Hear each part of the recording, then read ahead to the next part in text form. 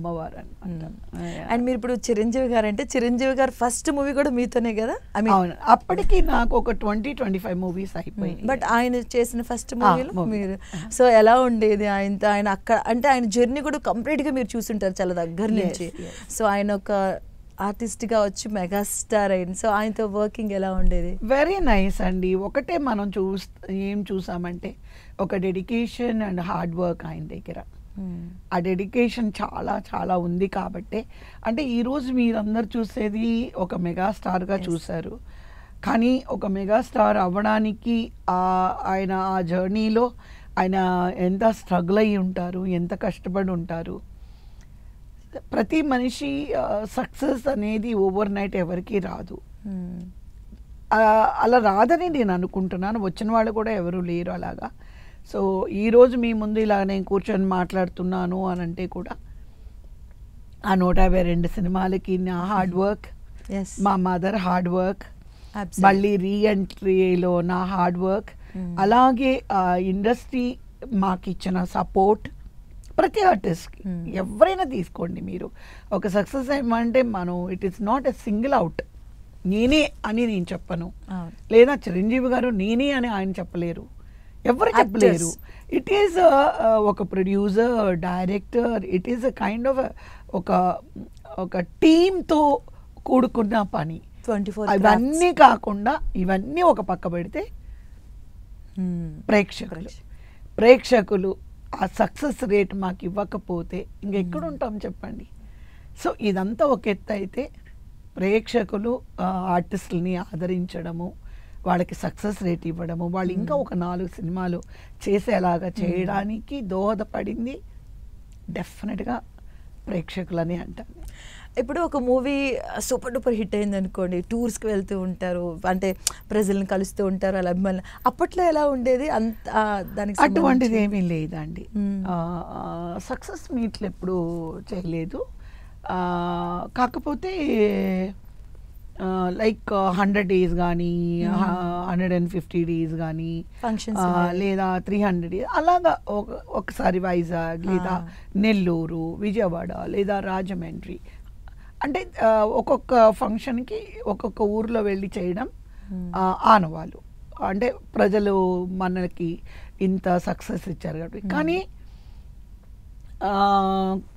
Maximum అప్పట్లో నాకు తెలిసి చెన్నైలోనే ఫంక్షన్స్ ఎక్కువ ఉండేవి.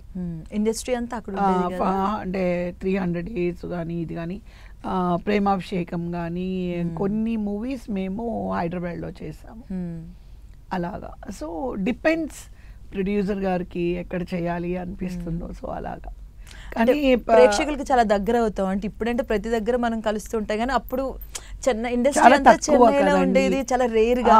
ఇప్పుడు మొబైల్ ఓపెన్ చేస్తే చాలా అన్ని తెలిసిపోతున్నాయి, కానీ అప్పుడు రేట్ టు రేట్ కలవడం కూడా చాలా రేర్ గా జరిగింది. ఏదైనా అప్పుడంటే మ్యాగజైన్స్ చాలా కవరేజ్. సినిమా రంగం కానీ, జ్యోతి చిత్ర కానీ, సితారా కానీ, విజయ్ చిత్ర కానీ, ఈ మ్యాగజైన్స్ ఏంటంటే ఎక్కడెక్కడ షూటింగ్ జరుగుతుందో అక్కడికి వచ్చి ఈ నెల షూటింగ్స్, ఊటీలో ఏం షూటింగ్ జరుగుతుంది, ఎవరున్నారు అక్కడ, ఎవరు దర్శకులు, హీరో హీరోయిన్, అవన్నీ ఆ ఫోటోలు తీయడము, ఏదైనా ఉంటే ఇలా కూర్చోబెట్టి ఇంటర్వ్యూస్ చేయడం. బట్ అదొక మీరు ఏమన్నానండి, గోల్డెన్ అది చాలా బ్యూటిఫుల్ అండి. ఆ మ్యాగజైన్స్లో అది చదవడం అనేది ప్రతి ఒక్క ప్రేక్షకులు జనవరి అది ఐ మీన్ 1వ తారీఖు ఎప్పుడు వస్తుంది, విజయ్ చిత్ర ఎప్పుడు రిలీజ్ అవుతుంది, సినిమా రంగం బుక్ ఎప్పుడు వచ్చేస్తుంది, జ్యోతి చిత్ర ఎవ్రీ వీక్ అది ఎప్పుడు వస్తుంది, ఇలాగా వాళ్ళు ఎదురు చూస్తారనమాట. అంటే మీరు ఒక నాకు చెన్నైలోని మీ కవర్ పేజ్ వచ్చింది విజయ్ చిత్రాలో చూడండి అంటే మా నాన్నగారు వెళ్ళేటప్పటికి ఒక మ్యాగజైన్ ఉండేది కాదు. అంటే మార్కెట్లోకి వచ్చిన 2-3 అవర్స్కి అయిపోయేవి. బట్ నాకెందుకో అది వెరీ నైస్ అండి. అంటే మీది అలా చూసుకుని మీరు ఫస్ట్ ఏది చూసుకున్నారు గుర్తుందా? ఏమైనా దాచిపెట్టుకున్నారా? అంటే నేను కాదు, మా నాన్నగారు, పాపం మా నాన్నగారు.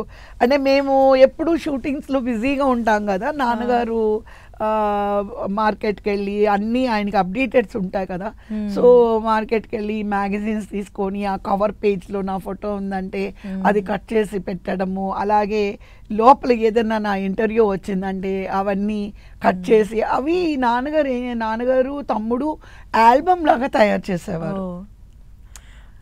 అంటే వైట్ షీట్ పేపర్స్ లో ఈ నాది మాత్రం నా ఇంటర్వ్యూ మాత్రం కట్ చేసి పేస్ట్ చేయడము. Nice, it is really nice. నిజంగా అది చదువుకోనేటప్పుడు మన గురించి మనం చదువుకుంటాం, చాలా బాగుంటుంది. అలా చదువుకున్నారా? గుర్తుందా ఏదన్నా ఫస్ట్ మీరు మీ గురించి? నాది తమిళ్లో వచ్చింది, బట్ అప్పుడు నాకు తమిళ్ అంతగా తెలియదు కాబట్టి ఓమంజూవి ప్రతిసారి, కాకపోతే ఓమంజూవి నాకు ఆల్మోస్ట్ అన్ని పేపర్స్ కట్టింగ్ వాళ్ళే పంపించేవారు.